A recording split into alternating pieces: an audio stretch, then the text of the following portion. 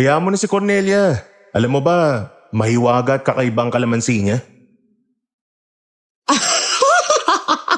Matagal ko na kayong hinahanap. Ay sa wakas, natagpuan ko na rin kayo. Hindi ako natatakot sa'yo. Yun talaga ang misyon ko dito. Ang tapusin ang kasamaan mo.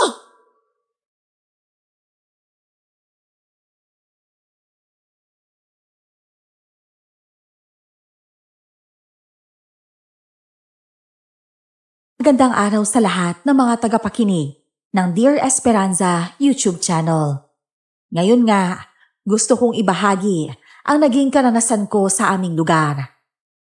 Alam kong marami sa inyo ang mahilig sa sisig o kaya sa karne.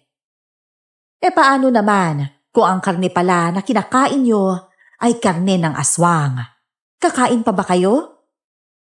Upang lubos nyong maunawaan ng lahat, ako nga pala si Benito at ito ang aking kwento. Bago ko simulan ng storya, huwag kalimutang mag-subscribe bilang suporta sa ating channel.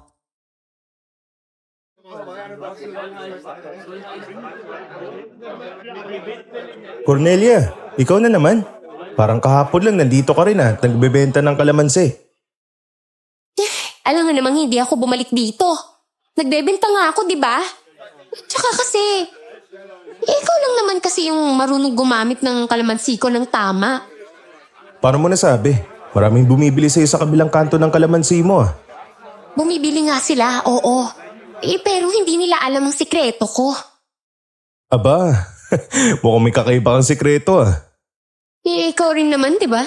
May sikreto ka sa sisig mo, di ba? Siyempre naman meron. Kailangan ko talagang lagyan ng masarap na ingredients ang sisig ko para mas malasa at mas masarap. Tsaka pampalasa rin ang kalamansi sa sisig na binebenta ko. Kaya nga may kakaibang kalamansi ko eh. Protection to, no? Sa panahon ngayon, dapat may ganun kang protection, no? Teka, protection? Kanino at saan naman?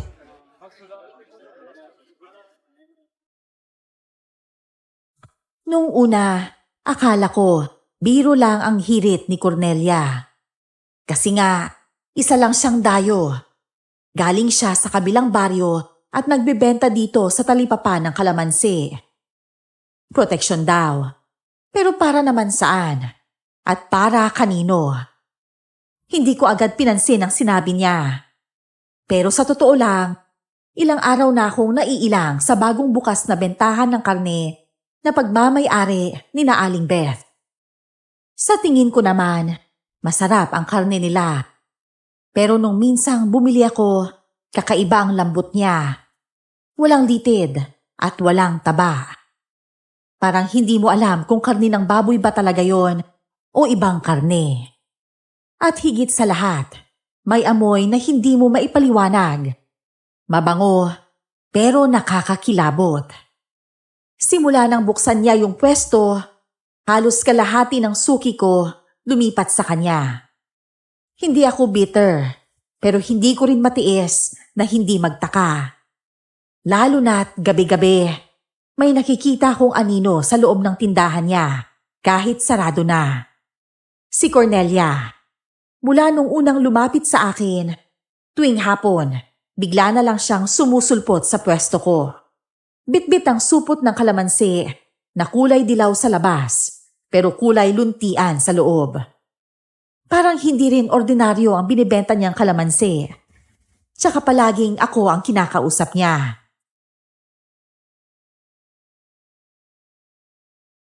Hoy, Cornelia, kung may protection ka nga, bakit naman kalamansi?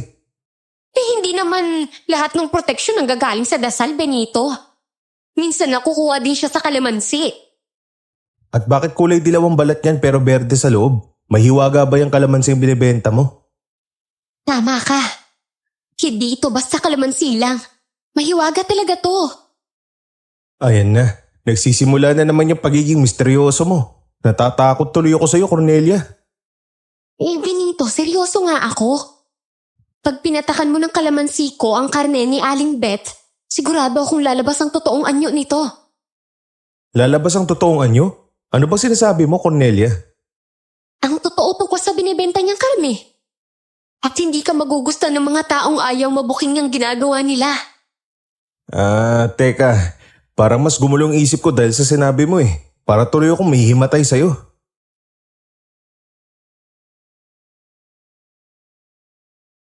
Hindi ko alam kung saan siya humuhugot ng mga linyang yon. Pero isang bagay lang ang alam ko. Hindi siya ordinaryong tindera lang ng kalamansi. Ang mga titig niya parang kayang basahin lahat ng iniisip ko. Alam niya kung kailan ako kinakabahan at kung kailan ako nagdududa. At sa bawat pagbitaw niya ng mga salitang yon, parang pinipilit niya akong maniwala na may mali sa paligid namin. Kinagabihan, hindi ko maiwasang sumilip sa pwesto ni Aling Beth. Sarado na ang tindahan niya, pero may liwanag na sumisilip mula sa siwang ng kurtina sa likod. May narinig akong kakaibang tunog, parang kinakatay, pero hindi ko marinig ang pagsigaw ng hayop. Doon ko napagtanto na tama si Cornelia. Hindi lang negosyo ang kalaban ko, kundi si Aling Beth mismo. Kaya kinabukasan, nang puntahan ako ni Cornelia sa pwesto ko, kinausap ko kaagad siya.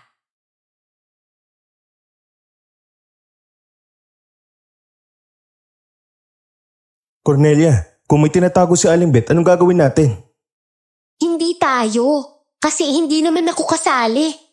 Kundi ikaw lang, Benito. Ako lang? Ba't teka, bakit ako lang sasabak sa gera? Ikaw naman lang may pakana ng lahat ng to ah. Kasi ikaw lang naman ang mas kilala dito sa talipapa, di ba? Hindi ka naman nila paghihinalaan kung ikaw ang gagalaw, Benito. Pero baka naman kasi delikado yan eh. Parang gusto ko muna magbakasyon sa probinsya ng lola ko. Ay, hindi ka na makakatakas sa ganitong klaseng panganib, Benito. At saka matitiis mo ba ang mga taong maging pagkain ng mga masasamang nilalang? Ang lakas mo namang mang guilt trip, Cornelia. Hindi naman ako bayani. Tatawa ka pa ngayon. Pero kapag nalaman mo kung ano talaga ang binibenta ng karne ni Aling Beth, baka hindi ka na matawa, Benito. Masusuka ka na lang. Bakit kasi pa misteryoso ka pa? Bakit hindi mo na lang sabihin ng lahat ha? Kahit naman kasi sabihin ko, alam kong hindi ka pa rin maniniwala. Kaya nga mas mabuting kung ikaw mismo ang makakita eh. Napatingin na lang ako sa kanya. Lalo tuloy akong kinabahan. Hindi naman sa duwag ako. Pero kung misteryo ang kalaban, sana naman yung may kasama akong lalaban. Lalo na't galing pa mismo kay Cornelia yung babala. Ang babaeng halos araw-araw ay parang naglalakad sa pagitan ng normal at kakaibang nilalang. Habang nagliligpit ako ng gamit sa sisigan kinagabihan, hindi mawala sa isip ko yung huling sinabi ni Cornelia. Kung hindi niya sasabihin, ako dapat mismo ang makakakita. Pero paano? Paano ako makakapasok sa tindahan ng taong hindi ko naman close? Lalo na kung malakas ang kutob ko na hindi basta karne ng baboy ang ibinebenta niya. At sa ilalim ng usok na niluluto kong sisig, naamoy ko ulit ang halimuyak ng karne ni Aling Beth. Yung bango na may kasamang kilabot. Kaya kinabukasan, muli ko na namang kinausap si Cornelia.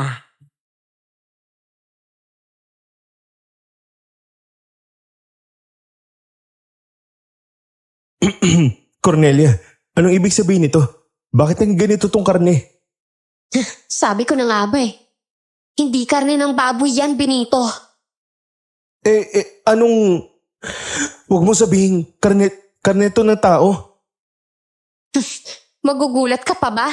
Ikaw naman ang pumiga ng kalamansi ko sa karde na yan eh. Ay putya, parang gusto kong manabon ng kaluluwa na nagbebenta ng karne na to. Paano kung ako ang pagbintangan dito? Anong gagawin ko? Bumili lang naman ako ng karne sa kanila para malaman na totoo. Nako, hindi mangyayari yon. Basta sumunod ka sa akin, Benito. May plano ako.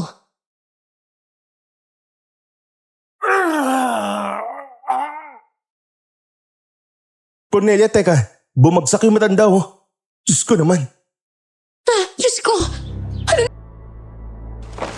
Hoy, teka lang. Hindi ko alam kung bakit nangisay siya. Wala akong kinalaman dyan. Ikaw lang binilihan niya ngayong araw eh. Saka kumain siya sa karinderya mo bago siya namili. Oo nga, pero Ayan na nga bang sinasabi ko Benito. May nilalagay ka bang takaiba sa sisig mo, ha? anong ako? Baka may kinalaman ka rito, Aling Bet. Aba, wala akong kinalaman dyan, ano? Pero dahil ikaw ang nagbebenta at nagluluto ng sisig, responsibility. Tingin lang sa akin. Nakangiti ng bahagya. Hindi ko alam kung nangingiti siya para insultuhin ako o ngiti ng pagkapanalo niya. Bumalik ako sa pwesto ko kasama si Cornelia. Malaking problema ang nangyari ngayong araw. Hindi ko alam kung anong mangyayari sa karinderya ko.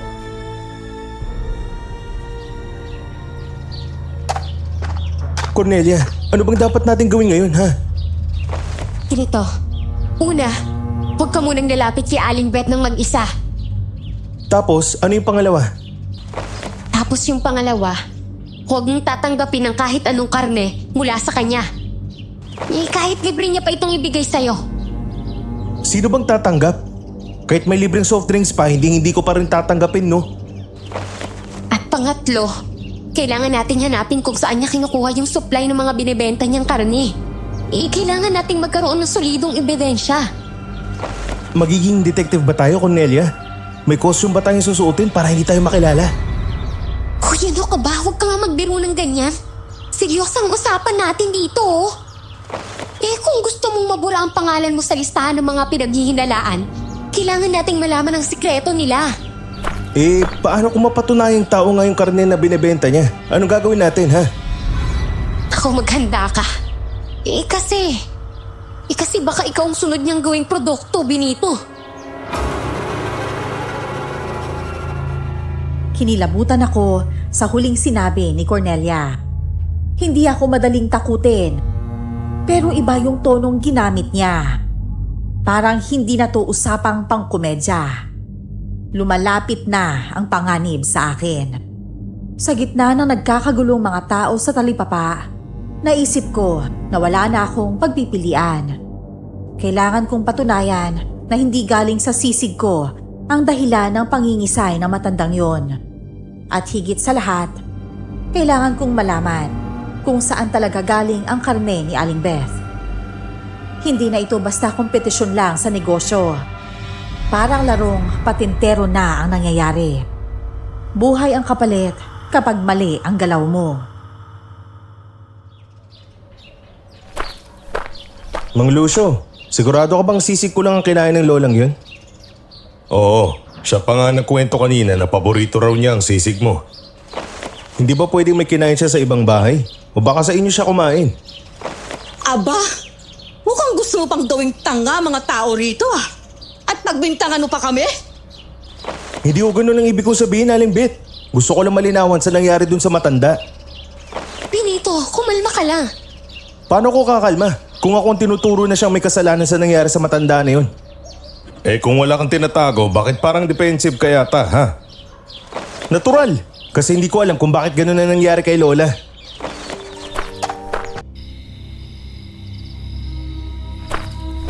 Cornelia, sigurado ka ba rito? Gabi na, baka may sumita sa atin. Mas mabuti nga to kaysa umaga nating gawin eh. Baka makatunog sila. At maglaho na lang ang ebidensya na kailangan natin. Kung mahuli tayo ni Aling Beth, baka tayo pang gawin niyang ulam eh.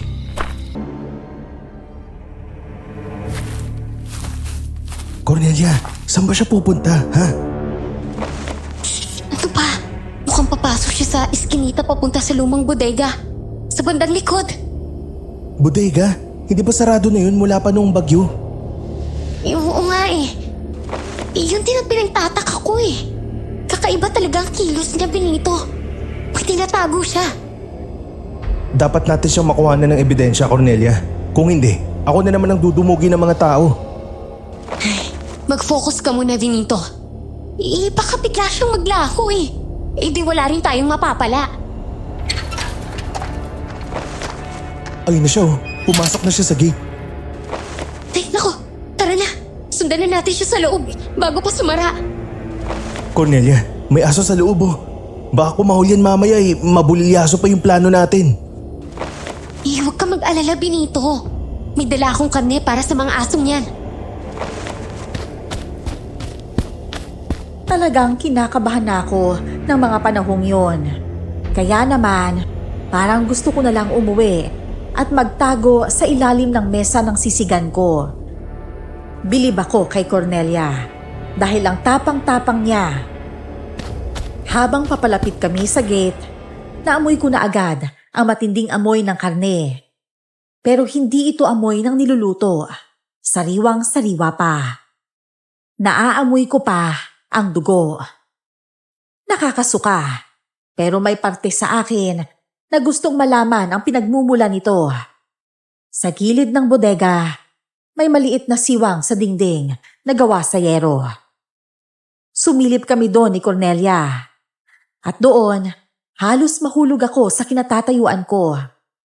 Si Aling Beth, nakayuko sa isang mesa.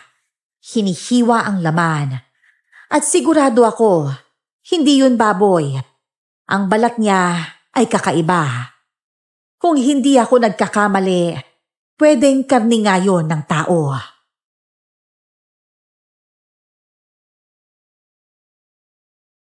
Cornelia, Diyos ko, tao yan.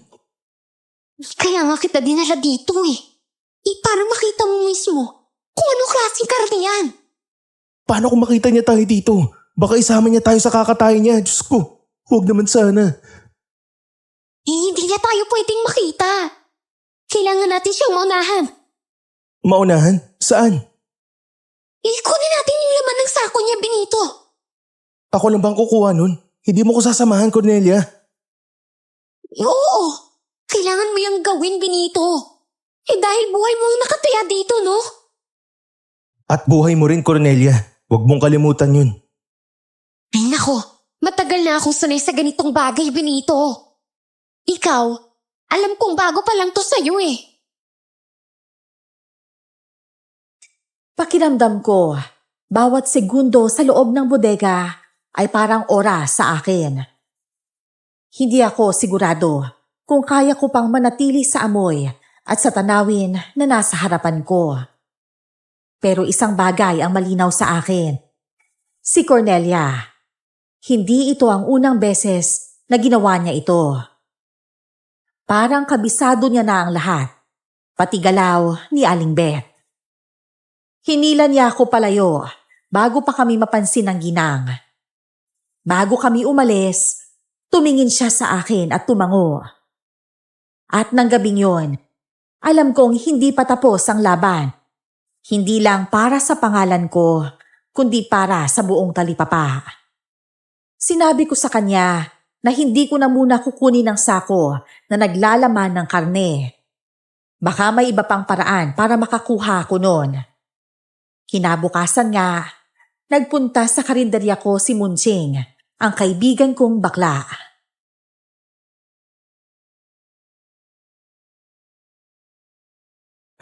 Munching, hindi ko alam kung matatawa o mainis ako sa nangyayari sa buhay ko Aba, ako nga lang ang kakampi mo at hindi lumayo sa'yo tapos mainis ka pa sa akin. Anong drama ba yan, ha? Hindi naman sa ganun, Munching. Hindi ako naiinis sa'yo, kundi sa sarili ko. Parang lahat ng ginagawa ko, mali Alam ko naman ang nararamdaman mo, Day.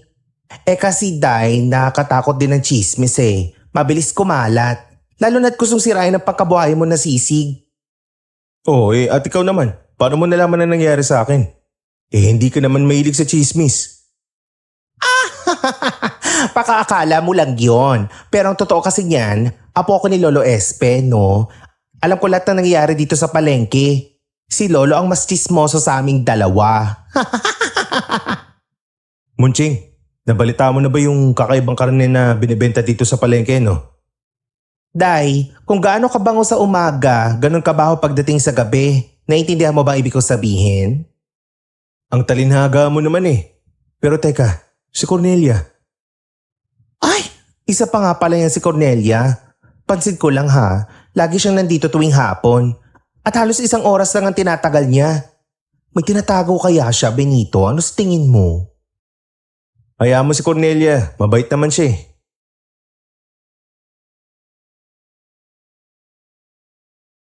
Akala ko, wala nang mas ikamamalas pa ang araw ko na yon. Pero pinuntahan ako ng presidente ng palengke at sinuspende niya muna akong magtinda ng ulam. Lalo na ang sisig. Sa pagkakasuspinde ko, para akong biglang nawala ng bahay. Wala na akong pwesto. Wala na akong sisig na ibebenta. At ang mas masakit, wala na akong suki na kukumustahin tuwing umaga. Kung hindi lang dahil kay Munching, baka mas lalo akong nalugmok nung araw na yon. Si Munching, kahit laging may pakembot at kabog sa bawat lakad, seryoso yan pagdating sa mga bagay na alam niyang totoo. Kaya nung sinabi niya na matagal nang may tinatagong sikreto sa talipapa tungkol sa murang karne, agad ko yung pinaniwalaan. Pero mas lalo akong kinilabutan nung ikinuwento niya na si Cornelia may oras na sinusunod kapag lumalabas tuwing hapon. Parehong oras kada araw. Tapos mawawala rin ng mabilis. Para bang ayaw niyang maabutan ng gabi. O baka naman ayaw niyang magtagal kapag may ibang nagbabantay. O di kaya baka iniiwasan niya na rin ako.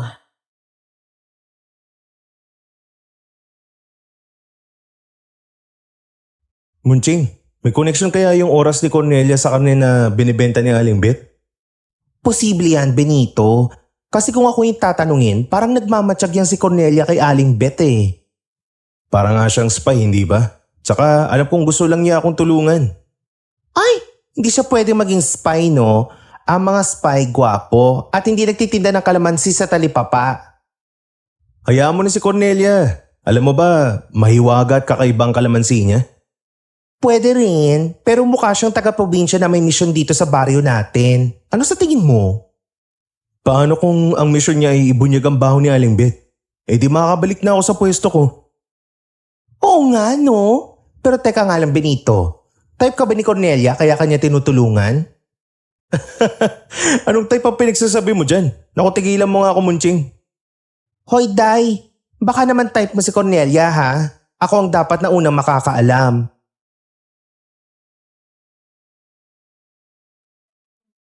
Hindi ko alam kung matatawa o mahihiya ako sa mga hirit ni Munching. Pero may tama siya. Baka nga may mas malalim na dahilan si Cornelia para palaging lumabas tuwing hapon sa parehong oras. Alam kong gusto niya akong tulungan, kaya tutulungan ko rin siya.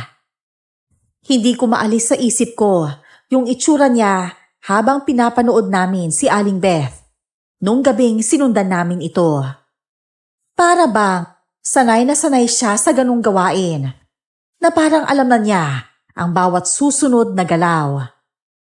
At kung may kinalaman siya sa sekreto ng murang karne, baka siya rin ang susi para malinis ang pangalan ko.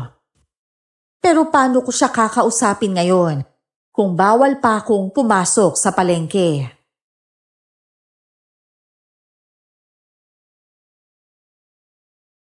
Munching, pwede mo ba akong samahan sa tabi ng palengke bukas? Oh, ano naman ang gagawin mo doon? Eh nakasara na nga yung pwesto mo sa palengke. Gusto kong makausap si Cornelia eh.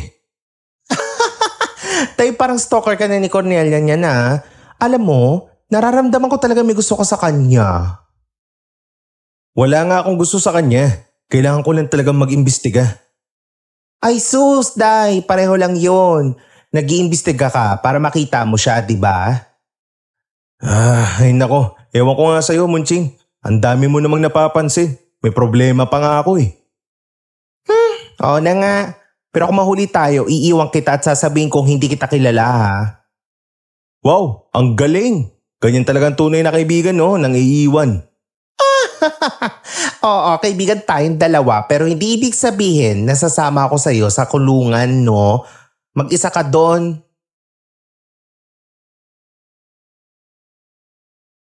Hindi ako pwedeng pumasok. Pero sapat na ang distansya para makita ko ang mga tao sa loob. At ayun nga, eksakto sa sinabi ni Munching. Dumating si Cornelia 3:00 ng hapon. Dala ang supot ng kalamansi. Dumaan siya sa pwesto ni Aling Beth sandali. Tapos tumuloy sa may dulo para magbenta ng kalamansi. Pero may napansin akong bago sa kanya. Pagkatapos niyang makipag-usap sa isang mamimili, sumulyap siya sa paligid. Parang may hinahanap o kaya may iniiwasan. At nang magtagpo ang mata namin, bigla siyang umalis. Hindi man lang niya tinapos ang pagbebenta niya. Sa oras na yon, nagtataka ako sa ikinikilos niya. May tinatago talaga si Cornelia sa akin at may kinalaman yon sa misteryong kwento sa talipapa. Isang araw, sinundan ko si Cornelia at tinawag ko siya. Mabuti na lang at nakipag-usap siya sa akin.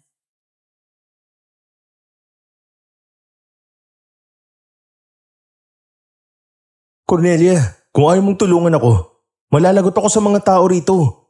Tsaka di na ako makakabalik sa pagtitinda ng sisig. Hindi naman sa ayaw kitang tulungan, Benito. Pero delikado na kasi ito eh. Nagbago na ang isip ko na tulungan ka. Mas delikado kung makulong ako nang wala naman akong ginagawang kasalanan. Sige naman maawa ka sa akin, Cornelia. Alam mo bang pwedeng buhay ang kapalit sa pagtulong ko sa'yo, ha?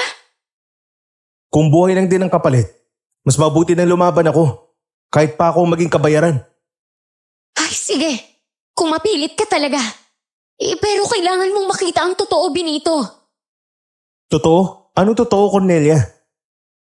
Mahiwaga itong dala kagaya ng sinabi ko sa'yo. Teka, totoo bang kulay violet tong kalamansi mo? Oo. At hindi basta-basta kalamansi lang yan, Benito. Kakaiba ito kaysa sa mga kalamansing binibenta ko nung una. Anong meron dito, ha? Ito ang makapagpapatunay kung totoong karne ba ang nabili mo o hindi.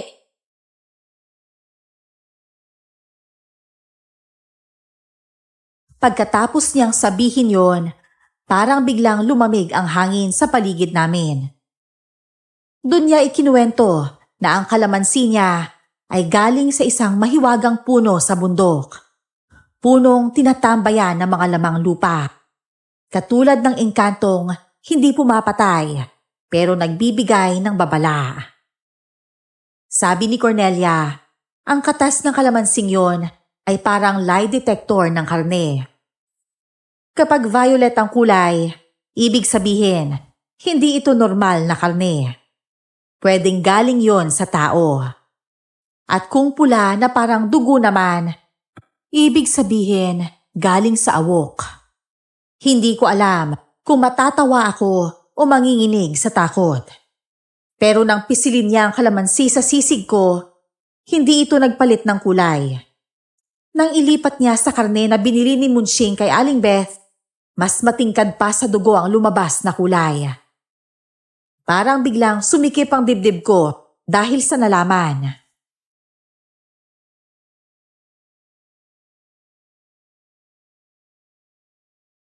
Teka lang, galing sa awok ang karne na binibenta ni na Aling Beth? Oo, Benito. Nilalang na kumakain ng tao, pero kayang mag-anyong hayop o tao. Ang ibig sabihin nito, Tama ang iniisip mo, Benito. Galing sa kanila ang karne na ibinibenta ni Aling Beth. at yung sisig ko, hindi nagpalit ng kulay. Ibig sabihin, Hindi ikaw ang may kasalanan nangyari doon sa matandang yun. hindi talagang sisig ko may kasalanan.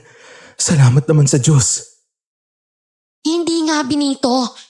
Pero dahil ikaw ang pinagbibintangan, kailangan mo linisin ang pangalan mo. Ayos! Sa wakas may babal ko na rin ang pwesto ko. Nako, huwag ka muna magsaya, Benito. Dahil pwede ka pa rin maging susunod na biktima. Ramdam ko ang pawis na bumababa sa palad ko kahit malamig ang hangin. Hindi ko alam kung matutuwa ako dahil hindi ako ang may kasalanan sa nangyari sa matanda. O matatakot ako dahil may karne pala ng awok sa tabi ng pwesto ko araw-araw. Lalo akong kinilabutan nang ipaliwanag ni Cornelia na ang awok, kapag gutom, hindi na namimili ng biktima. Bata, matanda, lalaki, babae, o kahit sino. At kung may negosyo ka sa tabi nila, mas mataas ang tsansang madamay ka. Pero mas lalo akong nag-init nang maramdaman kong para akong ginawang panangga ni Aling Beth sa masamang ginagawa niya. Habang ako ang tinuturo ng mga tao, siya pala ang may mabangis na tinatago.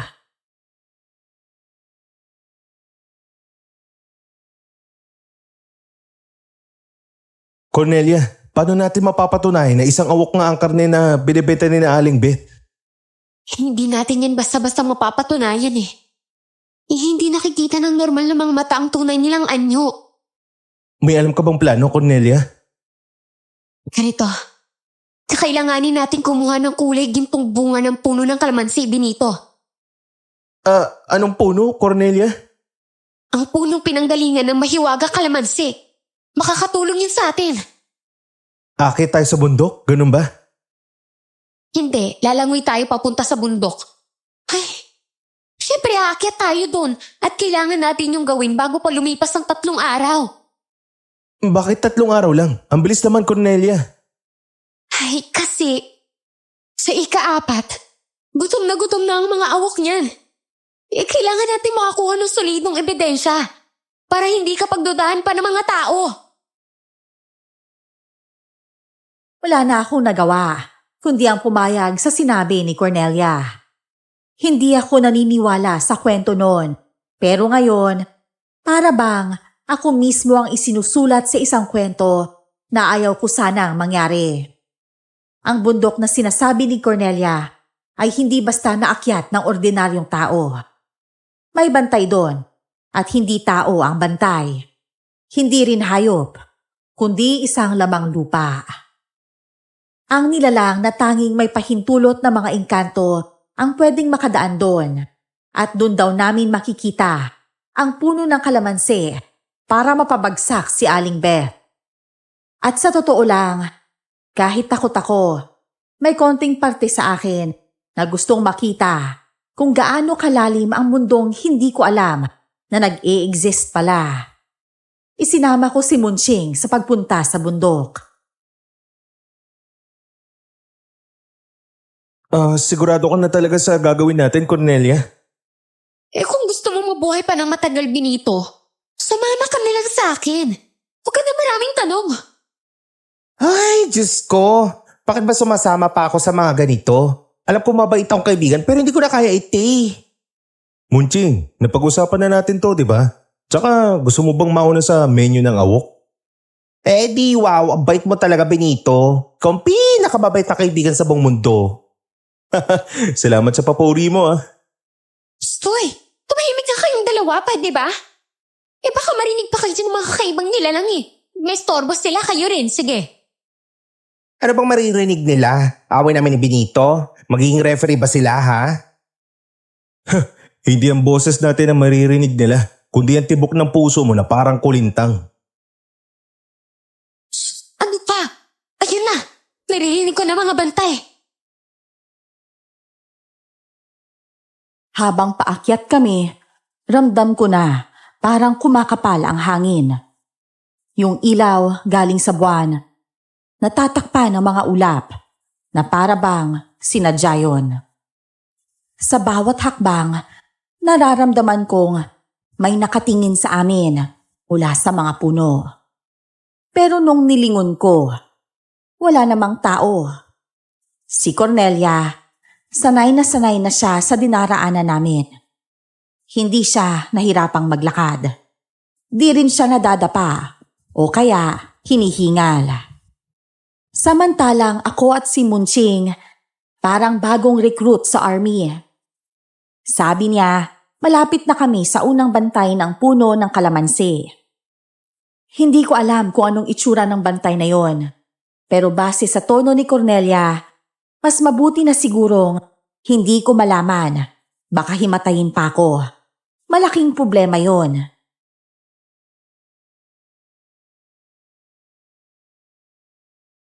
Cornelia, anong klaseng bantay ba to? Isa silang kalahating tao at kalahating kabayo. Aba, parang ex ko lang Mukhang kabayo. Munching, hindi tayo nagpunta rito para magbiro. Pero may punto ka rin naman. Mukha nga yung kabayo. Magiging bato kayong dalawa kapag natitigan niya kayo sa mga mata niyo. Diyos ko naman, pipikit na lang ba kami? Huwag lang kami makapagtitigan sa bantay na yun. Paano kung gwapo? Baka gustuin ko nalang maging bato. Habay Munching, walang gwapo sa mundong tono kapag naging bato ka na. Hayaan mo na siyang maging bato. Makakasama niya naman yung tikbalang Nang marating namin ang isang maliit na clearing, biglang tumahimik ang paligid. Wala na ang huni ng kuliglig. Malamig ang ihip ng hangin. Doon ko lang napansin ang isang anyo na nakatayo sa gitna. Malaki ang katawan. Ang ulo niya ay parang kabayo. At ang katawan niya parang sa tao. Tinapik ako ni Cornelia at bumulong na wag ko raw siyang titigan. Mahina kong tinanong kung paano kami makakadaan. Pero ngumiti lang siya na parang may plano na hindi ko magugustuhan.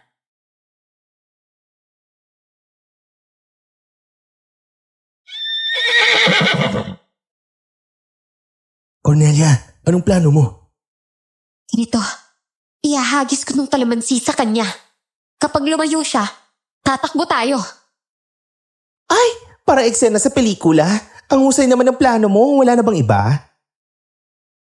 Oo, yung pelikulang namamatay yung sidekick. Kaya kung ako sa'yo, tumakbo ka ng mabilis hanggat kaya mo. Hoy, wala kang plano maging sidekick at mamatay, no? Sayang ang kagandahan ko, Day. Shh, huwag na nga kayong magtalo pa. O ano, handa na ba kayo? Oo, handa na ako. Ay, Diyos ko, bahala na si Batman. Sana lang di ako madapa. Hindi si Batman Munching, kundi bahala na si Kalamansi.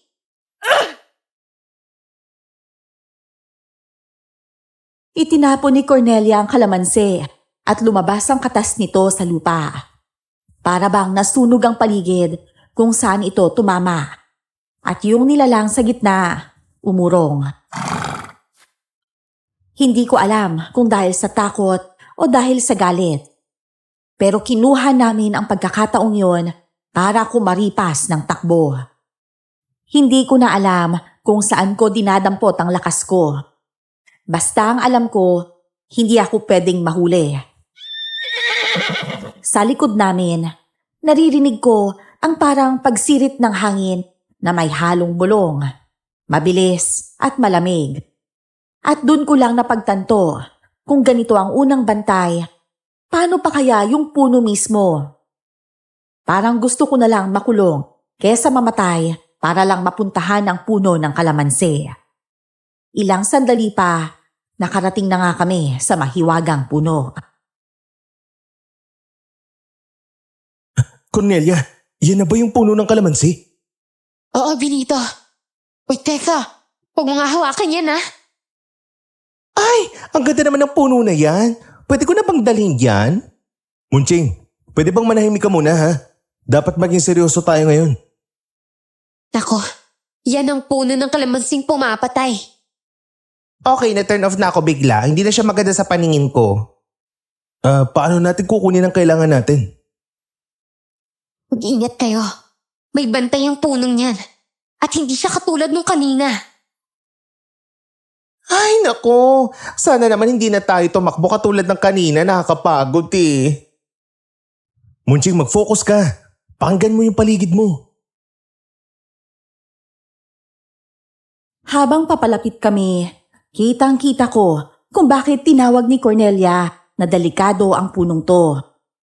Ang mga sanga nito, parang mga kamay na nakaunat. Ang mga hinog nitong bunga, parang kulay ginto. Hindi ito pangkaraniwan.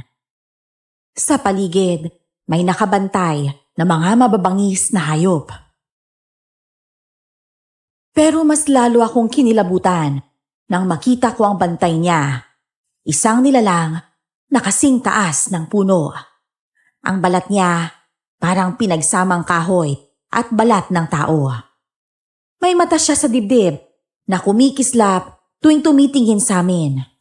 Tahimik lang si Cornelia, pero ramdam ko na kahit siya, kinakabahan.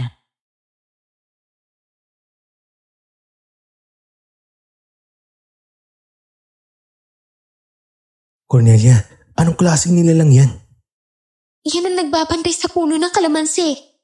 Hindi siya naaawa at lalong hindi siya nagpapahinga. Diyos ko naman, paano natin yan malulusutan kung hindi pala nagpapahinga? Umuwi na lang tayo, Benito. Natatakot na talaga ako, totoo na to, promise. Munching, maging matapang ka naman. Magkaibigan tayong dalawa, baka nakakalimutan mo. Ganito, may mga paraan para malusutan natin na nagbabantay sa puno ng kalamansi. Ano yung Cornelia? Hindi ba tayo mapapahamak? Ay, kailangan mo makipag-usap sa kanya, Benito. Teka lang ha, interview ba to? Baka naman kainin ng tagabantay na yan yung kaibigan ko ha? Ipagpapasalamat ko talaga. Joke lang. Paano ko kakausapin ng ganyang nilalang, Cornelia? Hindi niya ako sinagot at itinulak niya ako papalapit sa tagabantay. Parang nanlalambot ang tuhod ko sa paglakad, pero wala na akong choice. Ang mata sa dibdib ng bantay, tumitig sa akin na parang binabasa ang kaluluwa ko. Hindi siya nagsalita, pero narinig ng utak ko ang boses niya. Mabigat, parang galing sa ilalim ng lupa.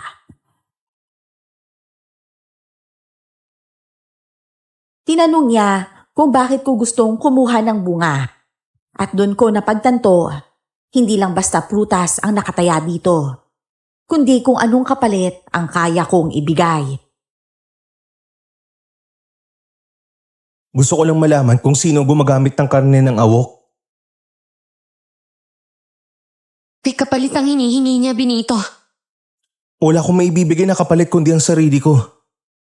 Hoy, huwag kang OA dyan, Benito ah. Ano ka ba, Yani? Stoy!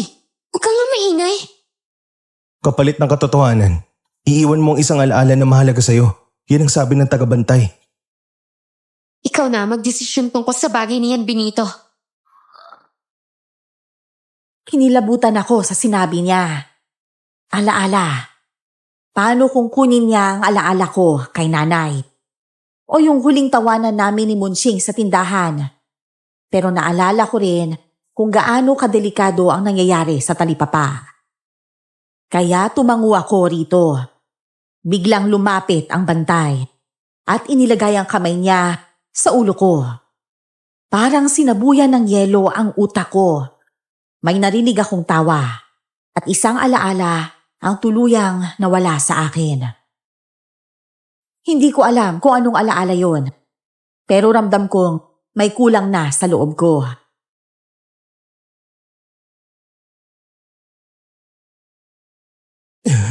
Kinuha niya na ang isa sa mga alaala ko. At pinapakuha na rin niya ako ng bunga ng kalamansi. Bisa mo na, Benito. Bago pa magbago ang isip niya. Pwede bang damihan mo na yung pagkuha sa bunga para sulit yung pagpunta natin dito? Munching, pwede ba tumahimik ka na lang? Ayan!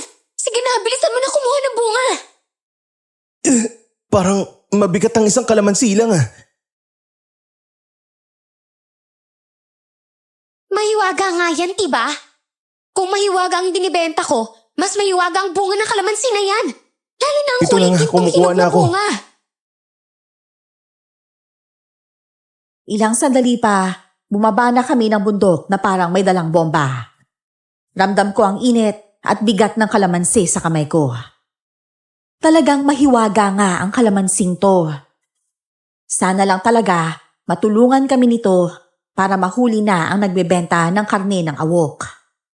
At habang papalayo kami, napansin ko si Cornelia na parang may tinatago sa akin. Parang may gusto siyang sabihin, pero natatakot siyang magsalita. Alam kong hindi pa tapos ang laban namin. Pero alam ko rin na may malalim akong koneksyon sa mga awok. Isang gabi, nagpunta kami sa isang lamay.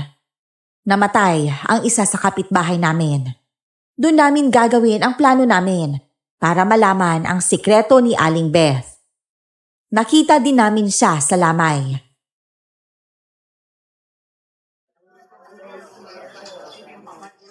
Munching, nakita mo ba yung ginawa ni Aling Beth sa bangkay?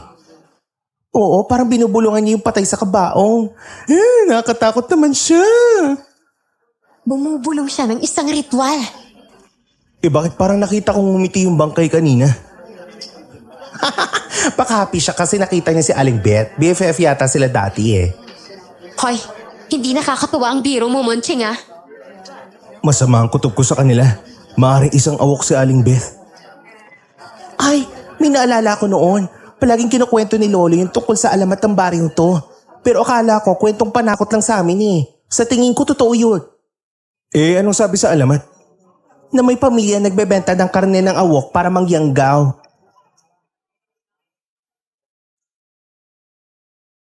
Nagulat ako sa sinabi ni Munching. Natahimik ako at hindi makapagsalita. Nakaupo kami sa gilid ng kabaong, sa ilalim ng ilaw na nangingitim sa dami ng gamo-gamo. Hindi ko alam kung ako lang ba o parang masyadong malamig ang gabi. Tinitingnan ko si Aling Beth at pansin kong bawat hakbang niya papalapit sa kabaong ay tila sinusundan ng hangin. Ang mga kamag-anak na namatay, tahimik lang, pero hindi umiiyak. Parang nag-aabang. Mukhang hindi sila nagluluksa, kundi may hinihintay. Sa isang sulok, may bisitang matanda na nakatingin lang sa akin mula pa kanina. Pero nang lingunin ko ulit, wala na siya sa pwesto niya. Bigla akong nakaramdam ng kakaibang lamig sa katawan.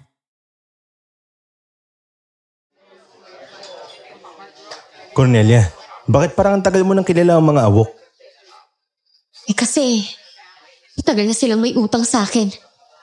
Utang? Ano namang utang yan? Utang sa kalamansi? Utang na buhay din ito. Anong ibig mong...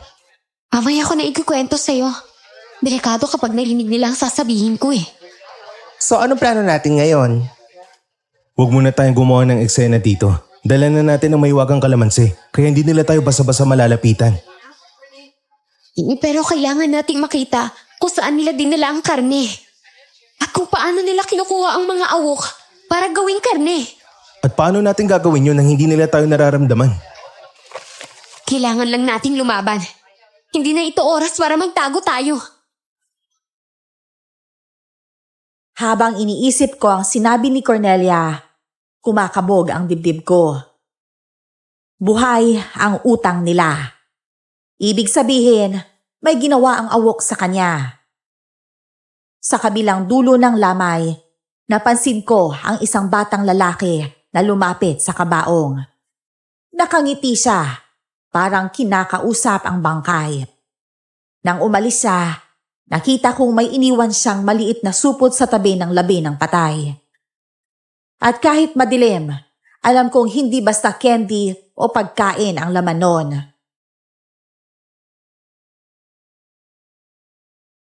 Cornelia, nakita mo yun?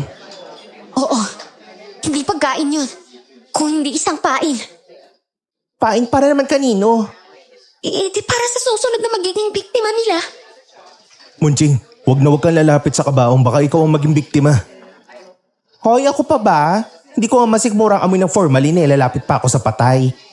Kaya nga nandito tayo eh. Para pigilan yung masasama nilang gagawin.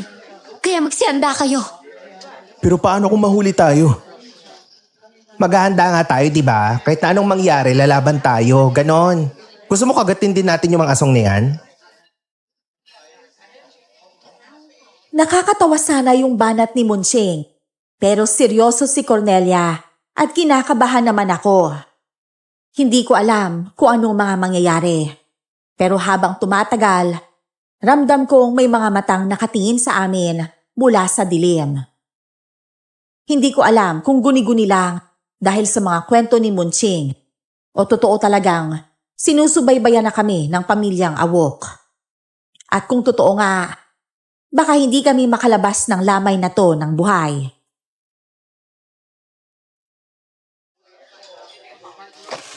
Cornelia, anong gagawin mo kung may makakita sa atin? Alam ko kung paano sila madidistract. Kaya nga pwede ba? Huwag ka na magtanong ng tanong. Nakakairita ka na kasi. Tatakbo ba tayo ulit ha? Katulad dun sa bundok? Hindi lang tayo tatakbo. Dahil kailangan din nating makipaglaban. Pero huwag kayo mag-alala. At may dala akong panangga sa kanila. Ano naman yung dala mo, ha? May dala akong pulbos mula sa puno ng kalamansi. Sikreto kong kinuha habang abala ang tagabantay sa pakikipag-usap sa'yo. Aba, may pa-magic powder ka pala. Saka lagot ka dun sa tagabantay kapag nalaman niya nagnakaw ka ng pulbos sa puno niya. At anong gagawin natin sa pulbos na yan? Isasaboy ba sa kanila? Lalabas ang tunay na anyo ng mga awok kapag nilanghap nila ito. Hindi ko alam kung matutuwa ba ako o mas lalo lang matatakot. Kung totoo ang sinasabi ni Cornelia, ngayong gabi, malalaman na namin kung sino ang awok sa baryo. Pero kapag nangyari yun, siguradong magwawala sila at magkakaroon ng kaguluhan. Huminga ako ng malalim. Sa totoo lang, hindi ko alam kung handa na ba akong makita ang mukha ng awok. Pero isa lang ang malinaw sa akin. Kung hindi namin gagawin to, baka bukas, marami na ang paglalamayan.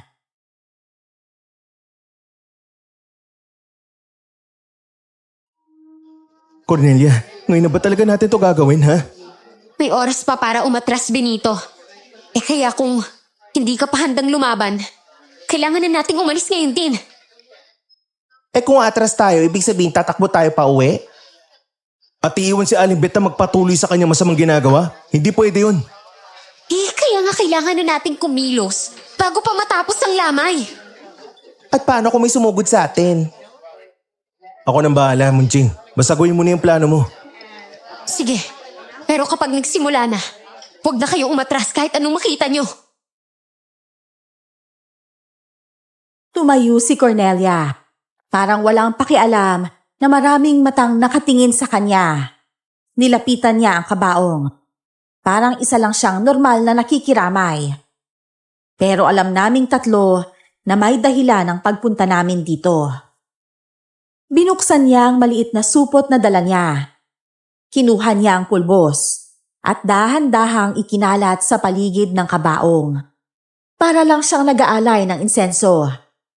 Pero napansin kong may kakaibang amoy. Hindi mabango, hindi mabaho, pero parang amoy ng lupa pagkatapos ng ulan. Sa bawat butil na bumabagsak, nararamdaman kong tumitindi ang lamig sa paligid namin. Ilang sandali pa, bumalik na siya sa pwesto namin. Cornelia, nasisimula na ba? Oo, tingnan nyo lang mga mukha nila. Diyos ko, yung balat ni Kuya Poyet biglang nag-iba. At si Aling Bet, yung mata niya, parang naging baboy ramo. Teka lang, naging baboy ramo na sila. Yan ang tunay nilang anyo. Aba kung ganyan pala mukha ko kapag nagpalit ng anyo, hindi na ako magpapalit pa at habang buhay na magiging tao. Cornelia, sa likod mo! Kumanda na kayo para sa laban! Hindi ko alam kung matatakot ba ako o matatawa sa sinabi ni Munching. Pero wala na akong oras mag-isip. Sa harap ko mismo, unti-unting nagbabago ang mga anyo ng pamilya ni Aling Beth. Mula sa balat na naging kulay itim, ngipin na matutulis, at mata na kumikislap sa dilim. Naging baboy ramo na sila. Mas malaki pa nga sa baboy ramo. May isa sa kanila, isang matandang babae na biglang lumapit kay Cornelia at inatake siya. Pero bago pa man ito makalapit, binuhusan niya ito ng mas maraming pulbos. Isang malakas na sigaw ang umalingaw-ngaw. Parang pinunit ang lalamunan nito. Ang mga tao sa lamay, nagsigawan. Yung iba, tumakbo palabas. Pero yung mga awok, hindi tumakbo, kundi lumingon sila sa amin. Cornelia, anong gagawin natin ngayon? Wala na tayong oras. Tumakbo na tayo sa likod. Ano? Tatakbo na naman? Kung kaya ko lang yung mga yan, ako na yung tumapos sa kanila. Bilis na, bago pa nila tayo maabutan. Benito, hawakan mo ang pulbos na to. Bilisan mo. Diyos ko, takot na ako. Sigurado ako makukurot ang singit ko nito kapag nalaman ni Lolo SP yung mga pinagkagawa ko. Tumakbo na lang tayo bago pa tayo gawing sisig.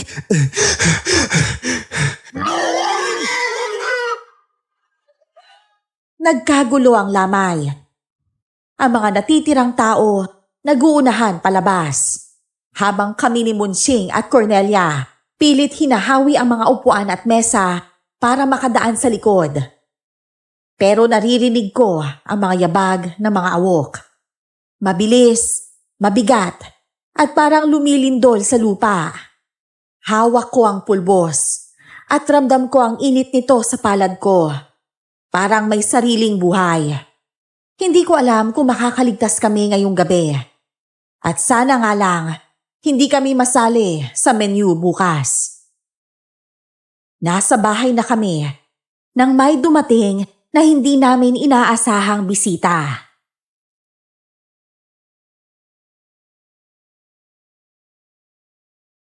Lolo SP, pasok ko kayo. Anong ginagawa niyo dito sa ganitong oras? Delikado ho kapag gabi. Sana ay pinagpabukas nyo na lang ang pagpunta rito. Apo, kailangan kitang makausap. Kailangan ko sabihin sa iyo ang totoo bago ka pahimatayin kapag nakita mo nagbago ng anyo si Bunching. Sabi ko na nga ba may dalang chismis si Lolo na mas malupit pa sa radyo. Magandang gabi ho, Lolo. Cornelia, siya pala si Lolo SP. Kapitbahay namin at lolo ni Munching. Ang ganda mo naman iha. Ikinagagalak kitang makilala. Mga apo, nandito ako para sabihin sa inyo na awok kami ni Munching. Bulat kayo, no? Di nyo kami naamoy. Ano? Lolo, kayo rin ay mga aswang? Oo, apo. Pero hindi lahat ng awok masama. May mga gaya namin ni Munching na ayaw sa gulo at mas gusto ng tahimik na buhay. Kaya po pala. Kakaibang nararamdaman kong aura sa inyo. Hindi tulad ng mga nakita namin sa lamay. Aura agad? Baka naman amoy lang yan ni Lolo. Di ka ho kasi nalidigulo. Lokong bata to, manimik ka nga.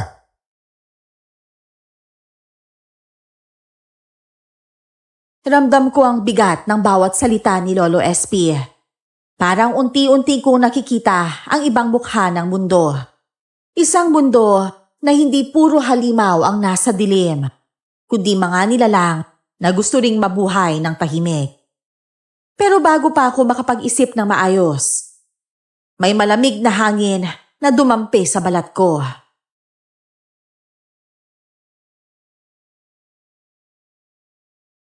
Lolo, naramdaman niyo ho ba yun? Shh! Humanda kayo. May paparating. Ay, naku. Hindi maganda ang pakiramdam ko. Parang kilala ko ang enerhiyang yun. Enerhiya? Akala ko kuryente lang may ganon. Sa tingin ko may lihim kang tinatago, Cornelia Matagal ko na kayong hinahanap. Ay sa wakas, natagpuan ko na rin kayo. Hoy Lola, sino ka ba, ha? Siya si Guada, isang awok na mangkukulam. Guada, huwag mong idadamay ang mga batang to. Aba. Akala ko matagal ka ng patay, Espe. Pero, nandito ka pala. Nagtuturo sa apo mo ng kabutihan. Nakakahiya sa lahi natin ang ginagawa mo. At alam mo bang, marami silang kasalanan sa akin, ha? Cornelia, gagamitin ko ng kalamansi na kinuha natin sa bundok.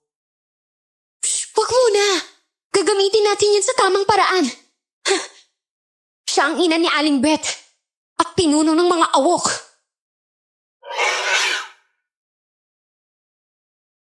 Lumabas mula sa anino ang isang matandang babae na nakaitim na saya. Ang mga mata niya parang butas sa dilim na sumisipsip ng liwanag. Sa bawat hakbang niya, parang kumukupas ang kulay sa paligid. At sa kabila ng takot ko, naramdaman kong mas lalong uminit sa palad ko ang pulbos at ang mga kalamansing dala ko.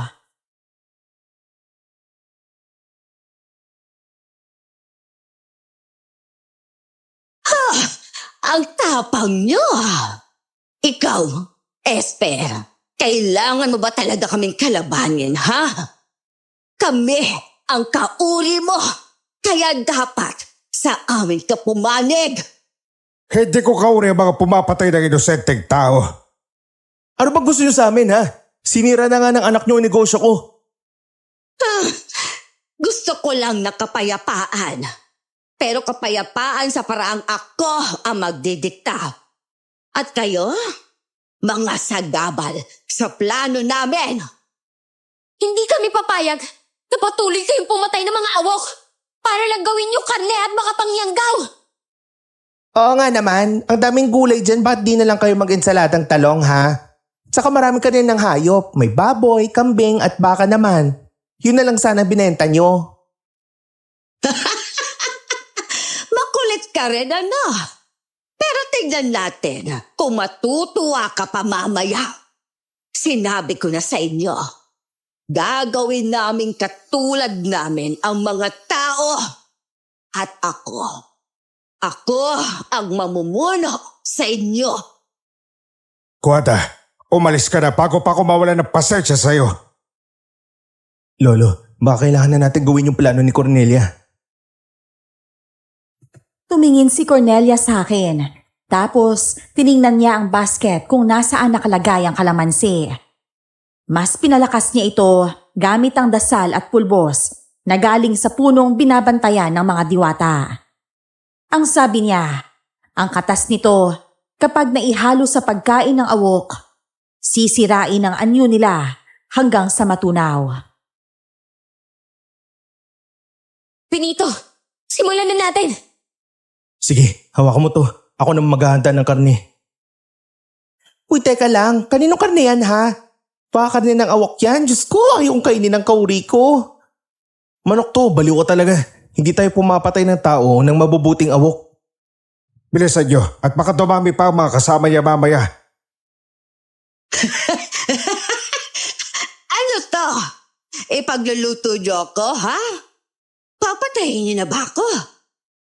Kung makakaya niyo. Oo! Ipagluluto ka namin ng isang masarap na sisig. Lolo, pakibantayan si Lola Guada. Kami na ho ang bahala dito. Tignan nyo ang gagawin namin. Magluluto kami ng espesyal na pagkain para lang sa'yo, Lola Guata. Sa gitna ng tensyon, nagluto kami ni Cornelia ng sisig.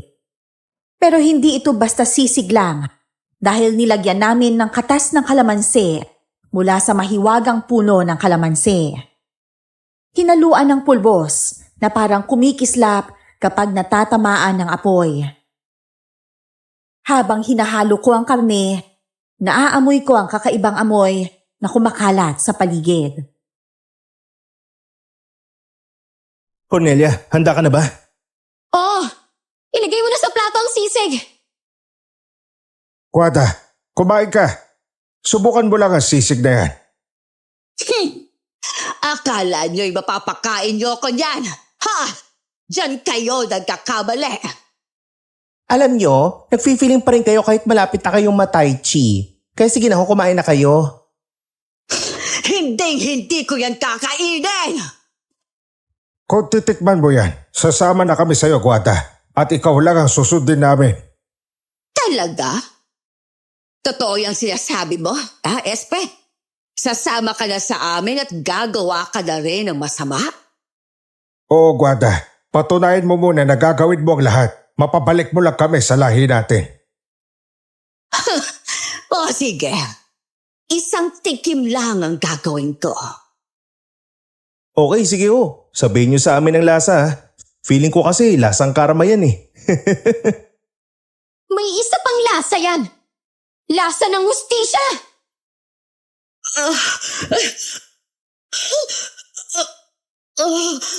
Anong ginawa ninyo sa akin?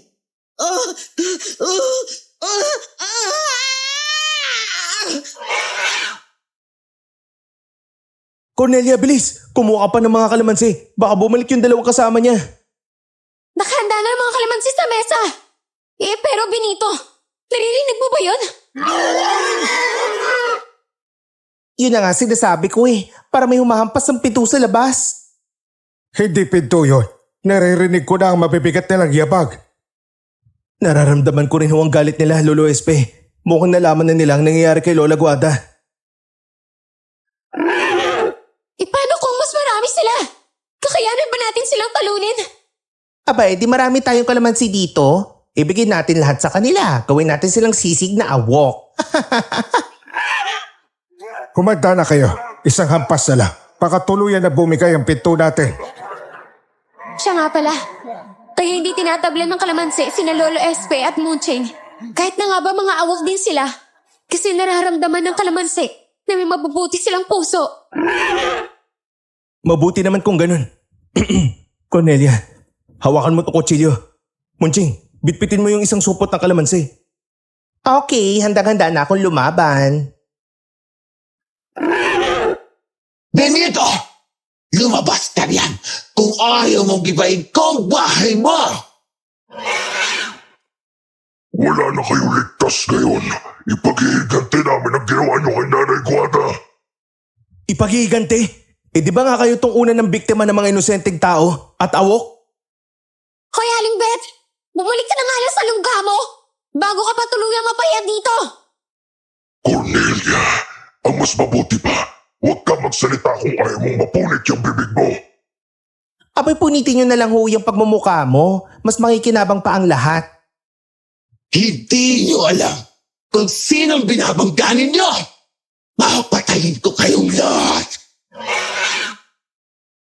Ang nagyari sa nanay mo, karma niya yon sa dami niya ginawang kasalanan. Kayo naman ang susunod na mawawala sa mundong to. Tara na! Kung gusto nyo lumaban, huwag na kayong dada dyan. Sumugod na kayo. Sige, kayo lumapit sa kamatayan niyo.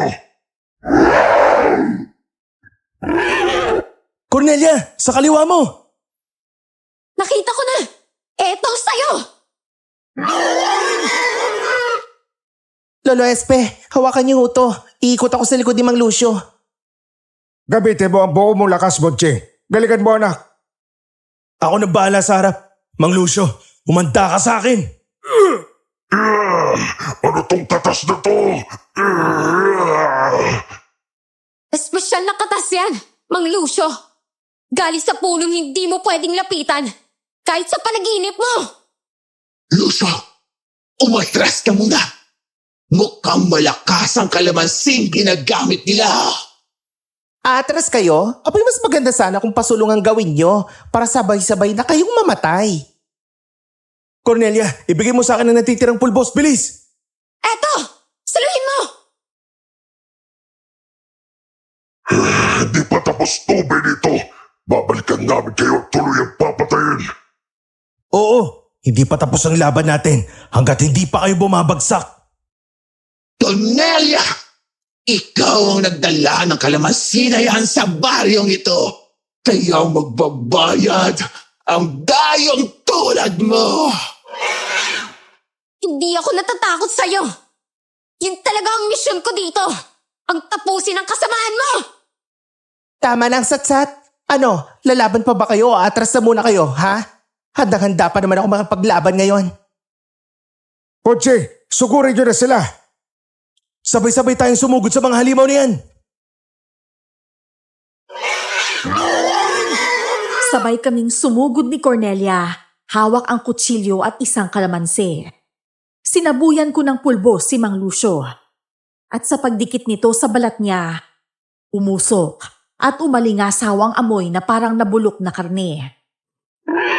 Si Cornelia naman, piniga ang kalamansi sa ulo ni Aling Beth na halos mapasigaw sa sakit. Sa isang iglap, napaatras sila, nanginginig at halos mawala ng lakas. Pero sa kabila ng sugat na natamo nila, nagawa pa nilang tumakbo palayo. Hindi na namin sila sinundan dahil alam naming malaki ang naging pinsala nila.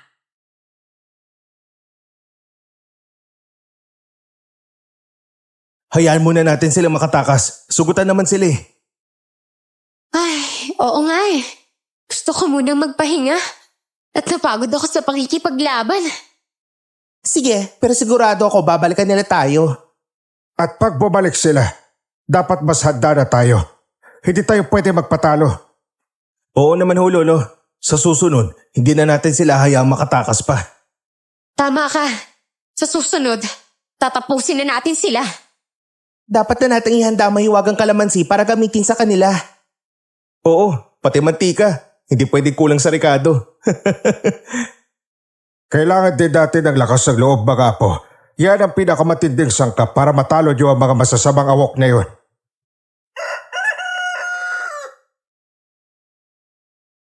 Cornelia, sigurado ka ba dito?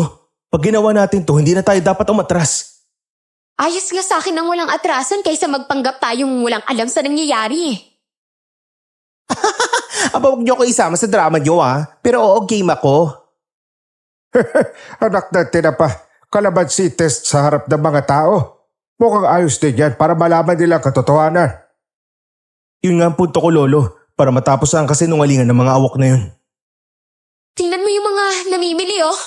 Hindi nila alam na hindi karne ng baboy ang binibili nila. Baka magwala sila kapag nalaman ng totoo. Baka tayo naman ang malagot. Mas gugustuhin ko magwala sila sa katotohanan kaysa mabuhay sa kasinungalingan. Sagayin ako sa iyo, apo. Pero kapag may lumaban, nasa likod niyo lang ako at handang makipaglaban anumang mangyari.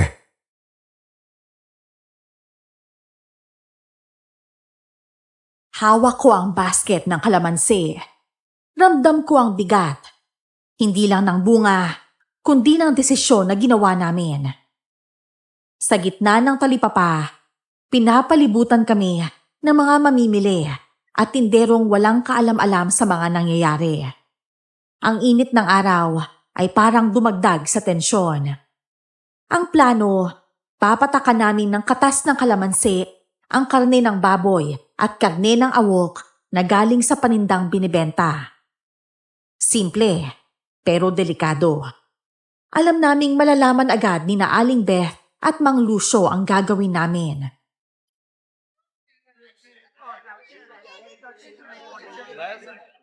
O sige, simulan na natin. Mang Cardo, dito ho kayo. Eto, tingnan niyo yung papatakan kong karne. Tingnan niyo mabuti. Nakikita niyo ba ang kaibahan ng dalawang karne? Ang karne ng totoong baboy ay hindi nagbago ng patakan ng kalamansi. Samantalang itong karne galing sa paninda ni Aling Beth. Naging matingkad na kulay pula at nagbago ng anyo. Tignan niyo mabuti. O ano? Naniniwala na ba kayo kay Benito? Hindi siya o ang sisig niya ang dahilan ng pangingisay ng matanda at ng iba pang nakabili ng sisig niya, kundi ang karning binili niyo kay Aling Beth. Natapos na rin sa wakas ang kalamansi test na isinagawa namin. Papaalis na sana kami nang may marinig kaming malakas na sigaw. Kasunod nito, amoy ng nasusunog na kahoy at plastik. Lumingon ako at nakita ko ang apoy. Hindi lang basta apoy. May mga anino sa likod nito na kilalang kilala ko. Nasa unahan si Aling Beth. May hawak na bote ng gasolina. At si Mang Lucio may dalang kahoy na may nagliliyab na basahan sa dulo. Walang hiya kayo! Nilalaso ninyong isip ng mga tao! Ngayon, susunugin ko lahat ng pinaghirapan nyo. Mga taga-baryo, umalis na kayo dito. Bilisan nyo na! Monjay! Sa kaliwa! Sinusunog nila yung mga tindahan! Hoy, Mang Lucio! Halika't maglaban tayong dalawa ngayon. hindi ka na makakatakas pa. Benito, tumakbo ka na. Kami na ang bahala sa mag-asawang awok na to. Kaya-kaya namin sila. Hindi! Hindi ko kayo iiwan. Laban ko rin to, Lolo. O sige na, labanan na natin sila. Nagkagulo ang buong palengke. May mga tumatakbo, may nadapa, at may nanatiling nakatitig dahil sa takot. Ang apoy kumalat sa mga bubong na pawid. Tumalon si Munching sa harap ni Mang Lucio. Hawak ang 2 kalamansi at parang bola na ipinatak sa mukha nito. Umusok agad ang balat ni Mang Lucio. Pero sa halip na umatras, sinugod niya ito. Si Aling Beth naman ay ibinabato ang apoy sa bawat tindahan na madaanan niya. Parang gusto nilang burahin ang buong baryo. Cornelia, dali mo yung mga tao sa ligtas na lugar. Hindi ko kayang iwan ka rito mag-isa, Benito. Ako nang bahala kay Mang Lucio. Benito, huwag ka lumapit sa kanya. Si Aling Beth ang harapin mo. Cornelia, bilisan mo na. Ilikas mo na yung mga tao. Ikaw, Munching. Isa kang traitor. Pinapahiya mo ang lahi natin. Mas okay na magtaksil kaysa sumama sa impyerno na pupuntahan nyo, no? Lucio! Tapusin mo na ang mga yan! Ako nang bahala kay Benito. Matagal na akong galit sa kanya. Subukan mo akong talunin, Aling Beth. Benito, huwag ka magpapatalo sa kanya. Ramdam ko ang init ng apoy sa gilid ko habang sinusubukan akong harangan ni Aling Beth. Piniga ko ang kalamansi at binuga ang katas sa hangin papunta sa mukha niya. Sumigaw siya na parang tinutusok ng libu-libong karayom. Sa kabilang banda, si Munching at Mang Lucio ay nagpapalitan ng suntok. Hampasan ng kamao na may kasamang kalmot at kagat. Kitang-kita ko ang dugo sa labi ni Munching. Pero hindi siya umatras. Sa halip, lalo lang siyang naging mabangis. Munching, matras ka. Delikado na ilagay mo. Hindi, Benito.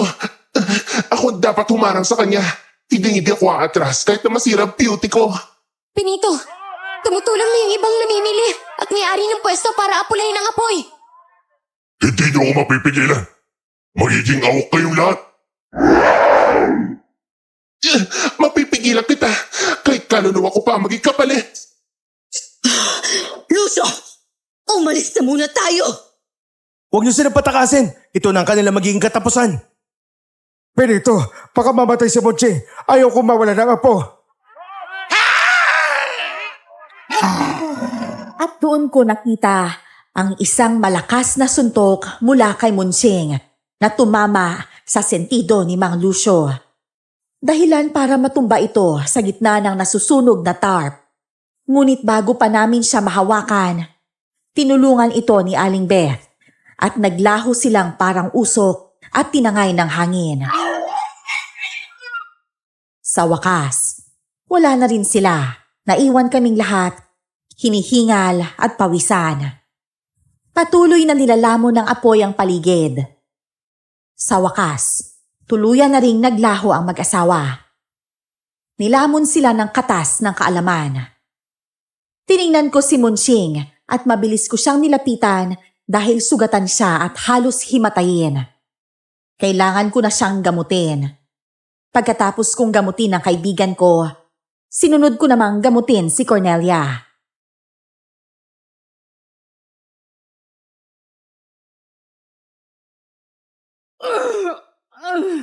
Huwag kang kikilos, Cornelia. Mas lalong sasakit yung paso mo. Ayos lang ako, Benito. Mas malala pa ang pinagdaanan ko dati. Maliit lang to, no? Hindi. Hindi mo alam kung gaano ako natakot nang tamaan ka ng apoy kanina. Alam ko. Ramdam ko sa bawat galaw mo. Hindi naman ako bata eh. Ang mahalaga ay nailigtas natin sila. Aba, nag-i-emote na kayo agad? Hindi pa nga ako nakapagpahinga na maayos, oh. Tumahimik ka na, Munching. Hayaan mo sila mag-usap na dalawa. Ikaw talaga iipal pa sa love life na kaibigan mo. Cornelia, may gusto ka bang sabihin? Kanina pa parang may laman yung titig mo sa akin eh. Ay, dapat ka talagang malaman tungkol sa akin, Benito. Sabihin mo na lang sa akin. Hindi naman kita huhusgahan eh. Nakaupo kami sa gilid ng lumang kubo habang pinapahiran ko ng langis at dahon ang braso ni Cornelia. Tahimik lang ang paligid.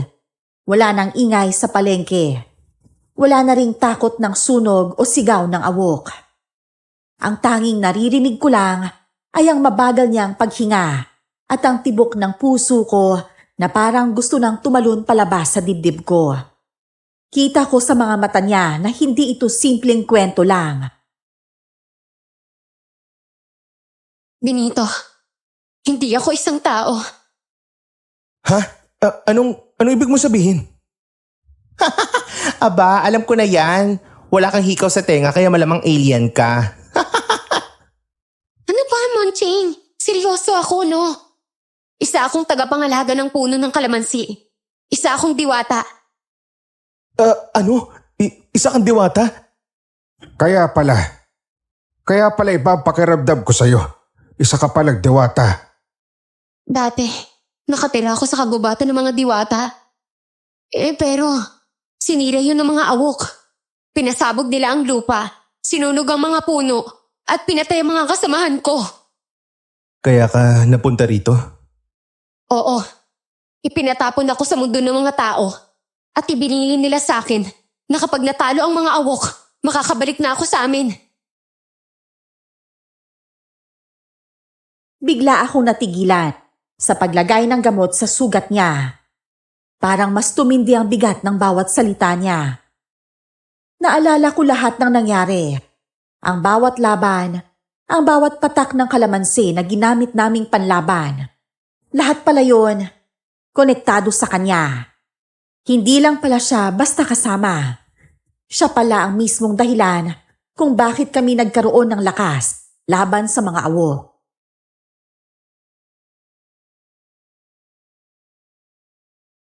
Ibig sabihin, pwede ka nang bumalik sa inyo kasi natapos na ang kasamaan ng mga awok? Oo, dapat yun ang gawin ko Pero, Pero anong pumipigil sa'yo, Cornelia? may nararamdaman ako sa iyo, Benito. Hindi ko maintindihan ang sarili ko. Gusto kong dito na lang kasama mo. Ninyo. Gutom lang yan, Day. Hindi, Monching. Totoo talaga itong nararamdaman ko.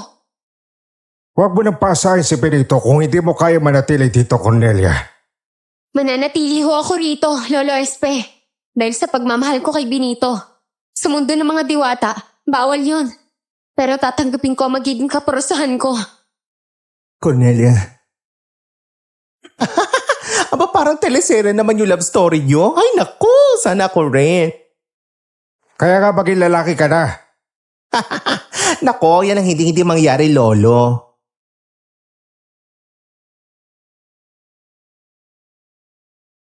Hindi ko alam kung anong dapat kong maramdaman. Masaya ako kasi minahal ako ng isang diwata. O malungkot kasi ibig sabihin nito, baka pilitin siyang bumalik sa mundo niya. Kita ko sa kanya yung halong ginhawa at sakit. Parang may kuryente sa pagitan namin na hindi pwedeng baliwalain. Ang mga kamay niya, kahit may paso, pinisil ang kamay ko na parang nagpapatibay sa sinabi niya.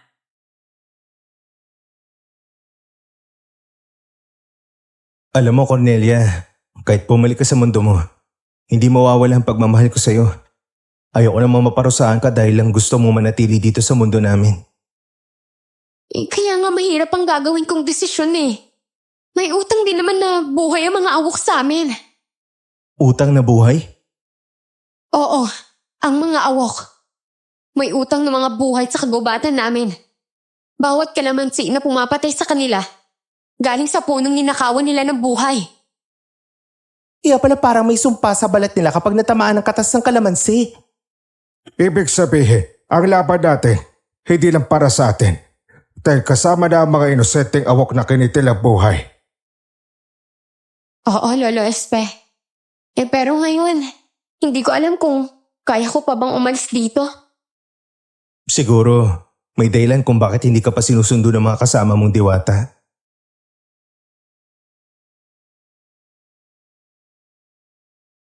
Sa sandaling yon, parang nawala lahat ng ingay sa paligid. Tanging init ng hapon at malamig na hangin ang dumampi sa balat namin. Tumingin siya sa akin, parang may kasamang paalam, pero may halong pag-asa. Alam kong oras na para maghanda ulit. Dahil kahit natalo na sina Aling Beth at Mang Lucio, hindi ibig sabihin, tapos na ang lahat. Pero ngayong alam ko na ang totoo tungkol kay Cornelia, mas determinado akong ipaglaban siya.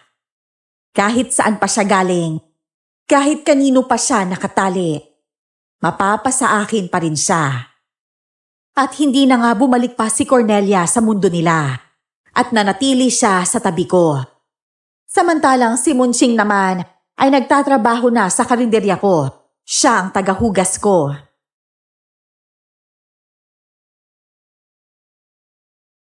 Munching, bilisan mo maghugas dyan. May parating na naman tayong customers oh. Oo na, boss. Pero gusto ko ng promotion, ha? Hindi habang boy, tagahugas na lang ako ng pinggan dito. Ano akala mo sa beauty ko tinatago? Promotion? Eh kahapon lang binasag mo yung 3 plato natin eh. Bawas na yun sa sahod mo ah.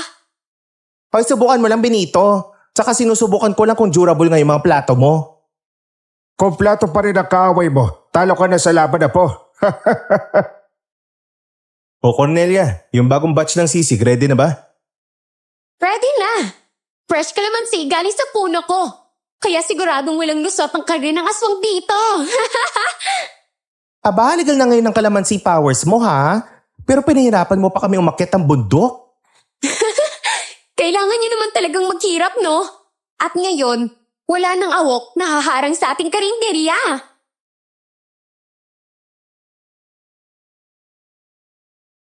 Ilang buwan matapos ang huling laban namin, iba na ang hangin sa lugar. Ang amoy ngayon, puro sizzling sisig at kalamansi na kumakagat sa ilong ng bawat mamimili. Ang dating karinderya ni Benito, pinalitan namin ng bagong pangalan. At ngayon nga, Sisig Kalamansi House na ito.